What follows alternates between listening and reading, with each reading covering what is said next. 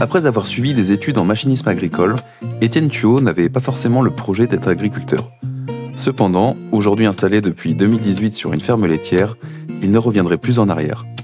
Le secret de son épanouissement, un système autonome, une exploitation à taille humaine, des investissements réfléchis ou encore un bon équilibre entre la vie personnelle et professionnelle. Bonjour Étienne. Bonjour Alexis. Comment ça va ? Bien. Écoute, pour commencer, si tu veux bien, je te laisse te présenter puis expliquer un petit peu où on est ici. Donc Étienne Thuot, 31 ans. Je suis installé avec mon frère on est en GAEC, donc installé moi depuis 5 ans et demi. J'ai été 5 ans et demi installé avec mon père et mon frère viendra arriver au 1er janvier. Donc on est en exploitation laitière en vache, donc 3/4 normande à Carrochten environ, en bio depuis 2019. Il y a 2 sites, donc un site sur la Selle et le site historique sur la Selle, le nouveau site sur Montour. Ouais. D'accord, donc Nord 35 Nord Ille-et-Vilaine pour ceux qui ne situent pas. Voilà. Tu t'es installé en 2018 ? Ouais, 1er juillet 2018.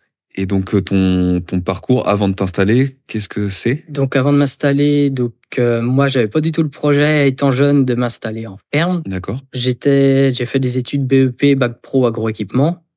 Après j'ai fait un CQP mécanique, maintenance agricole chez un mécanicien. Ok. Donc du coup à cette époque-là, moi le projet c'était plus d'être chauffeur et mécano.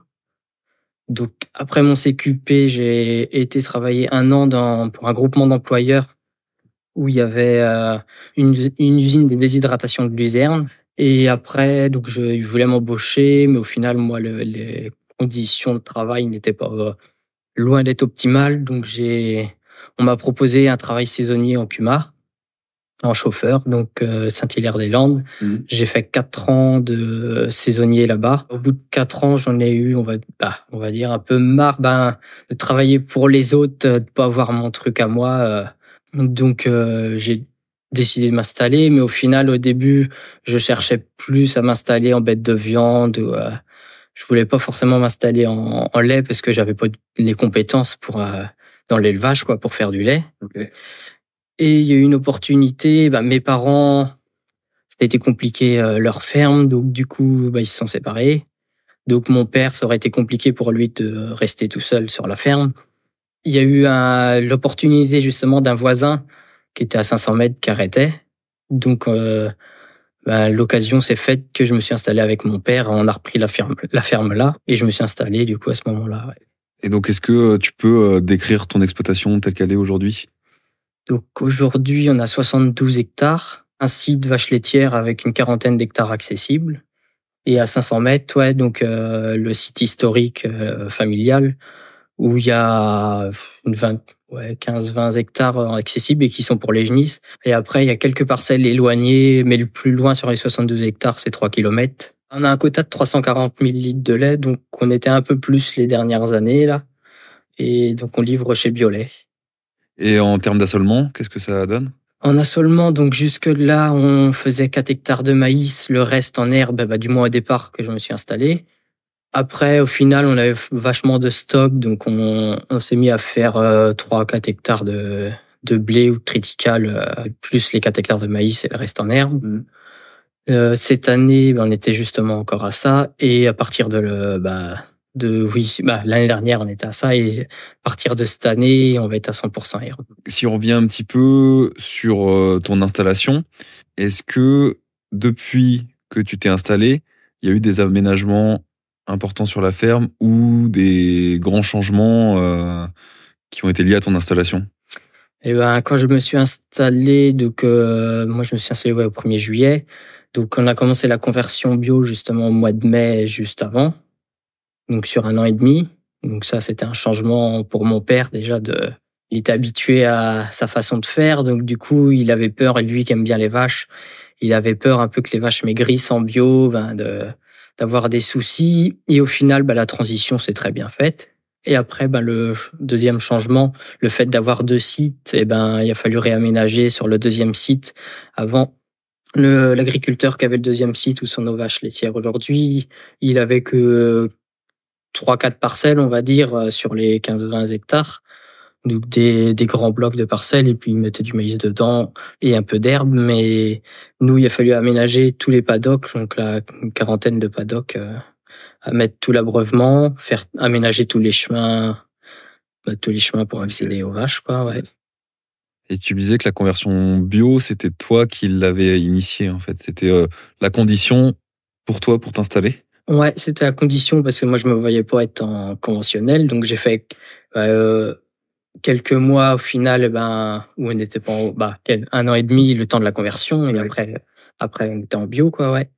Et mon père était déjà un système très herbagé, donc déjà c'était pas d'un grand changement radical comme s'il était un système maïs et que faut tout arrêter. Et donc au final, oui, c'était un changement, mais qui s'est bien fait, quoi. Est-ce que les conditions de travail ont évolué entre ce que tu as pu connaître avec ton père peut-être avant ton installation, maintenant le système que tu reprends donc avec ton frère qui vient de s'installer là? Et conditions de travail, ouais, avant, il y avait les préparations pour le maïs. Il y en avait plus au final avant mon installation parce que il y avait une dizaine d'hectares de maïs, on est redescendu à 4. Du maïs toute l'année, il y avait, donc toute l'année, il fallait prendre le tracteur, la décileuse, ou des fois un mois ou deux, on arrivait à fermer le maïs. Et depuis qu'on est en bio, là, au final, le maïs, c'est vraiment l'hiver, histoire de. Et après, dès que les vaches sont au pâturage, le matin, on fait la traite, on sort les vaches en champ et on n'a pas d'autre boulot de la journée à faire. On va dire à peu près ça, quoi. Ok. L'hiver, par contre, c'est quand même un peu plus contraignant parce que faut quand même amener de l'herbe à l'auge, quoi, ou du maïs, en ce moment. Et on a après une petite décileuse, donc on passe vachement de temps. Il y a plus de temps d'astreinte l'hiver que l'été, quoi. Et j'aimerais bien revenir, moi, sur ton parcours d'installation. Est-ce que tu peux revenir un peu dessus et puis raconter les grandes étapes qu'il y a eu? Pendant ma dernière année, ouais, que j'étais à la CUMA, j'avais les formations là pour faire Le 3P? Le 3P, ouais, voilà, ouais. Donc j'avais mes formations, donc je m'arrangeais, ils me laissaient mes journées pour faire ma formation. Vu que je me suis pas installé en individuel, j'ai eu mon père pendant 5 ans qui a géré l'élevage, donc ça m'a permis de me former sur 5 ans en fait pour mener une ferme en lait, quoi. Ok. Que c'est vrai que j'aurais pas eu les capacités il y a 5 ans, maintenant je pourrais peut-être être tout seul, mais oui, ça a été vachement pratique ça de me former, quoi. Ok. Est-ce qu'il y a eu des événements marquants pendant ce parcours d'installation, des difficultés que tu as pu rencontrer ou au contraire des points positifs Des moments difficiles, je pense pas spécialement parce qu'on a eu après, souvent, ça traîne les paperasses, genre pour acquérir le terrain. Souvent, ça traîne chez le notaire, machin. Il y a toujours un peu des petits problèmes. Mais au final, quand la SAFER a mis les fermes en vente, là, le terrain qu'on a repris avec le bâtiment, au final, tout nous a été attribué, donc sans difficulté. Donc, j'ai eu de la chance, moi, et les banques suivaient parce que connaissant déjà mes parents que ça fonctionnait, j'ai pas eu de difficulté spécialement, moi, à m'installer comme certains qui ont du mal. Moi, au final, ça a été la première fois que j'essaye de m'installer. Je me suis installé là le premier coup. On pourrait revenir aussi sur les compétences que tu as dû acquérir, parce que donc tu l'as dit au tout début, tu n'as pas fait d'études agricoles. Plus chauffeur mécanique. Ouais. J'avais le fait d'avoir fait agroéquipement. Par contre, étant jeune, je voulais pas forcément m'installer, mais j'avais préféré faire agroéquipement que seulement maintenance, parce qu'agroéquipement, je savais que si je m'installais, je pouvais quand même avoir les aides. Il y avait cette partie-là où il y avait l'agronomie, sur les cultures, et c'était pas que de la mécanique. Donc au final, je pouvais m'installer avec les aides. Donc peut-être que sans le vouloir, étant jeune, je m'étais dit, je m'installerais peut-être quand même un jour. Et après, toutes les compétences liées à l'élevage? Au final, l'élevage, vu que j'ai jamais fait formation élevage, j'ai fait après en allant chez Agrobio, par exemple, des formations, donc en groupe, où, comme je disais, avec mon père, au final, c'est lui qui m'a. Après, la traite, ça, bon, je savais faire ça, mais au final, après voir quand il y a une mamite, des soucis sur les vaches, et pendant les 5 ans avec mon père, en fait, que j'ai appris, je me suis formé sur le tas pour ça, ouais. Ouais, ok, très bien. Aujourd'hui, on observe un désintérêt, je pense, de l'agriculture et en particulier de l'élevage de la part des jeunes. Qu'est-ce que toi, tu pourrais dire à des jeunes qui seraient réticents à l'idée de s'installer en élevage aujourd'hui? Je pense quand même l'élevage parce que moi qui à l'origine suis basé sur le matériel, on va dire. Faire du matériel, mais s'il y a pas d'élevage à côté, mais après même des céréaliers, ben avoir que des cultures sans animaux, ça reste très compliqué parce que les animaux amènent quand même de la matière organique, donc il y a besoin d'animaux. Faut avoir un système, je dirais, ben simple, ben ne pas avoir trop de boulot. Et l'avantage, pareil, du GAEC, ben on est à deux, donc on peut toujours se permettre de faire un week-end sur deux. En individuel, et ben quand on est en double traite toute l'année, ben faut se lever tous les matins et tous les soirs pour faire la traite, quoi, toute l'année. Donc ça, c'est vrai que c'est peut-être un peu plus compliqué. Après, quand c'est une ferme, je dirais à taille humaine, ça reste déjà plus facile parce que quand on voit des gros élevages, et ben on se demande pas pourquoi ils à 50 ans ils s'arrêtent de faire du lait, quoi, parce que les conditions deviennent trop compliquées. Nous, notre système, on a 60 vaches pour deux, 65 vaches, ouais. Donc la traite en 1 heure, elle est faite, voire moins, bah, l'été, moins d'1 heure. Donc c'est pas très contraignant, on va dire. Pour toi, un système, un élevage à taille humaine, ça serait ça? Ou ça pourrait être... T'estimes que 65 vaches, c'est le maximum là à deux? Ben, je dirais entre 30 et 40 vaches tout seul, c'est bien. Ouais, à deux, 60 à 80, on va dire. Ouais, 70 hectares. Après, nous, on a des très bons terrains, donc on n'a pas forcément besoin d'avoir des surfaces énormes aussi, on va dire. Mais question d'animaux, pour pas se dégoûter du métier et pour pas s'user au boulot, parce que mine de rien, quand je vois mon père a été très manuel toute sa carrière, il est usé physiquement et c'est ça de traire des vaches quand même toute une carrière tout seul. C'est quand même usant, donc Et donc là, donc ton père est parti en retraite, c'est ton frère qui reprend. ouais. Est-ce qu'au niveau de l'organisation, ça va changer quelque chose? Donc là, oui, l'organisation a changé depuis que mon frère est revenu, parce que mon père était vraiment plus sur la traite et moi le matériel. Et le fait que mon frère soit revenu aussi, c'était compliqué avec mon père de faire un week-end sur deux, parce que le week-end où moi j'étais de boulot, donc moi je pouvais me débrouiller de faire la traite, on va dire, bah, et plus l'alimentation, l'ensemble. Et là, depuis que mon frère est arrivé, au final, même l'hiver, on arrive à faire du samedi soir au dimanche soir, un week-end, le week-end, un week-end sur deux, quoi. Ok. Parce qu'au final, on est plus complémentaires. Je peux autant faire la traite et mon frère déciler que l'inverse. C'est pour ça, je pense que c'est aussi bien. Ouais. Et donc là, l'arrivée de ton frère aussi, ça engendre l'arrêt des cultures et Ouais, un donc passage à 100% herbe aussi. c'est ça, ouais. Donc là, on avait encore les 4 hectares de maïs. Donc là, on est repassé en 100% herbe et on veut vraiment extensifier le système. Parce que mon père, bah, il était très calé génétique, il fallait faire vachement de lait et des fourrages de qualité pour faire du lait toute l'année. Nous, on veut plus miser sur du lait au printemps qui nous coûte pas cher. Les stocks, eh ben, avoir moins d'ensilage parce que ça coûte cher. Et du coup, l'hiver, avoir plus de foin, un peu moins d'ensilage, juste pour nourrir les vaches. Avoir moins de vaches à traire l'hiver aussi pour s'améliorer les conditions de travail. Donc vélage printemps et vélage automne pour avoir 2 saisons. La prochaine question est un peu liée à ça. C'est, selon toi, dans ton métier d'éleveur aujourd'hui, comment tu fais ou qu'est-ce que tu mets en place pour te sentir épanoui dans ton travail, dans ton métier? Qu'est-ce que je fais en place? Eh ben, déjà les horaires de travail, je me lève pas à 6 heures le matin, moi je me lève à 8 heures. Ok. À peu près, ouais. Je commence le boulot vers 8 heures, donc déjà ça, moi c'était pour avoir une bonne vie, si on veut, dans le travail, je vais pas me forcer à me lever toute ma carrière à 6 heures du matin pour aller traire mes vaches, quoi. Vu que on s'organise, on commence à 8 heures, et à 10 heures, 10 heures et demie, le boulot est fait. Ça, c'est une qualité de travail. Ok.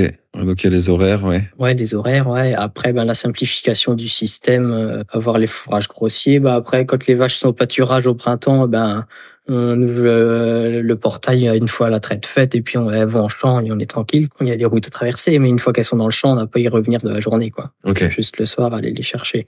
Ok. Donc ça, c'est assez simple. Il faut savoir gérer quand même l'herbe. Oui. Donc, mon père était très, très calé sur l'herbe. C'est compliqué de trouver quelqu'un aussi calé que lui. Donc là, avec mon frère, on va être tous les deux cette année. Bon, on sait que mon père est à côté. Si on a besoin, on pourra toujours lui demander.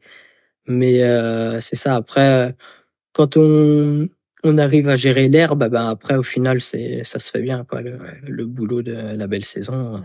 Depuis que tu t'es installé, est-ce que il y a eu des éléments vraiment marquants où tout s'est fait en fait de manière assez fluide et Ouais, je pense que c'est assez fluide au final. Après, on a un système, genre, je me suis installé. Au final, depuis que je me suis installé, j'ai pas racheté de tracteur. On a conservé le matériel de mon père.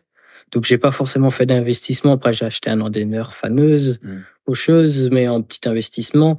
On n'a pas investi. J'ai refait un petit bâtiment de stockage matériel et fourrage.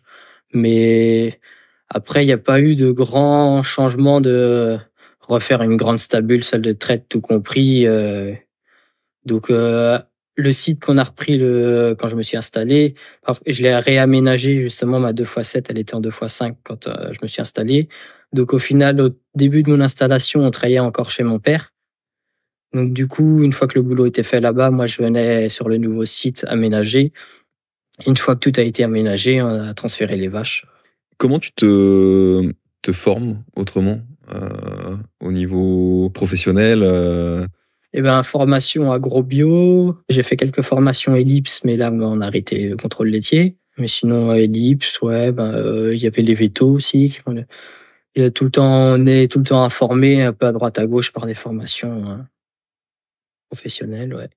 Et là, est-ce qu'aujourd'hui, tu estimes que niveau formation, t'es bien, ou tu te dis je pourrais peut-être progresser là-dessus encore Après, il y a toujours à progresser. Il y a une partie, là, c'est mon frère qui va plus s'occuper de ça, faire une formation plus sur le parage.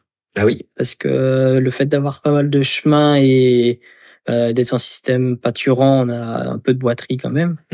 Donc du coup, au lieu de faire venir le pareur à chaque fois, mon frère va se former lui sur le parage. Ça évitera des factures, et notre système, nous, c'est de diminuer les charges au maximum. Ouais. Donc, tout ce qu'on peut faire nous-mêmes, on essaye, si on veut, de le faire, quoi. Ok. Quel conseil tu pourrais donner à un jeune qui veut s'installer aujourd'hui? Si, un conseil, oui, un jeune qui veut s'installer, c'est de aller voir plein de systèmes pour voir lequel ne pas dire je m'installe dans le système que mes parents font ou ce système-là sans voir d'autres systèmes. Faut pas avoir des œillères, faut être ouvert à tout système avant de choisir le sien. Parce que sinon, en agriculture, il y a pas mal de paysans, au final, qui sont un peu, on va dire, renfermés, ils se lancent dans un truc et après, ils voient pas autre chose, donc c'est comme ça et pas autrement, alors qu'il y a des choses à changer pour se simplifier. Nous, notre but, c'est un petit peu, on va dire, de travailler moins pour gagner plus et simplifier, en fait, et de pas investir tête dans le guidon et après, la ferme appartient à la banque, le temps de tout rembourser, quoi. Là, on est jeunes, donc pour l'instant, tout n'est pas à nous, mais le but, nous, c'est de payer notre ferme et après, être en croisière et ne pas investir jusqu'à la fin de notre carrière, quoi. Ok, parfait. Écoute, c'est bon pour moi. D'accord. Merci beaucoup pour ton témoignage. Oui, de rien. À bientôt, à la prochaine. Ouais. Merci beaucoup d'avoir écouté cet épisode jusqu'au bout. Si vous le souhaitez, n'hésitez pas à laisser un avis sur Apple Podcast et Spotify. Et vous pouvez partager cet épisode autour de vous. Si vous avez des idées de sujets que vous aimeriez qu'on aborde dans le PBcast, dites-le nous en commentaire ou bien sur les réseaux sociaux du journal. À dans un mois!